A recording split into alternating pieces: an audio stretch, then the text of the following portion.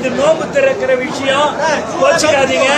இஸ்லாமிய சகோதரர்கள் மட்டும் உள்ளார வாங்க. நோம்பு திறக்கிற நிகழ்ச்சியில வந்து தளபதி விஜய் அவர்களும் புஷி ஆனந்தும் பங்கேற்றிருக்காங்க. அதுல வந்து பாத்தீங்கன்னா கூட இருக்க தொண்டர்களும் அவரோட சேர்ந்து நோம்பு திறக்கணும் அப்படின்னு சொல்லிட்டு ஆசைப்பட்டிருக்காங்க. அப்ப என்ன நடந்துச்சுன்னு தெரியுமா? இஸ்லாமிய சகோதரர் மட்டும் உள்ளார வாங்க, தயவு செய்து.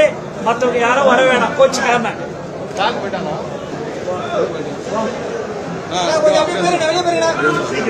சீக்கிரம் வாங்க.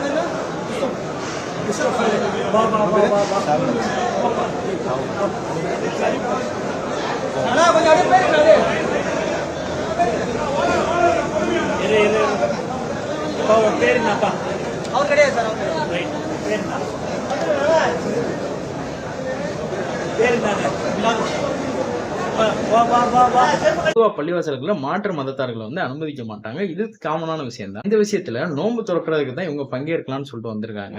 இந்த இடத்துல புஷி ஆனந்தோ விஜய் அவர்களோ தொழுகையில பங்கேற்ற மாதிரி தெரியல, நோன்பு திறக்கிற நிகழ்ச்சியில மட்டும்தான் பங்கேற்றிருக்காங்க. அப்படி இருக்கும்போது மத்தவங்களை இதுல அலோவ் பண்றதுல என்ன பிரச்சனை அப்படின்னு சொல்லிட்டு எனக்கு தெரியல. இவங்க இஸ்லாமியர்களை மட்டும்தான் அலோவ் பண்ணுவேன் அப்படின்னா புஷி ஆனந்த் அவர்களும் விஜய் அவர்களும் எப்போ முஸ்லீமா மாறினாங்க? இது என்ன தலைவருக்கு ஒரு சட்டம், தொண்டருக்கு ஒரு சட்டம்?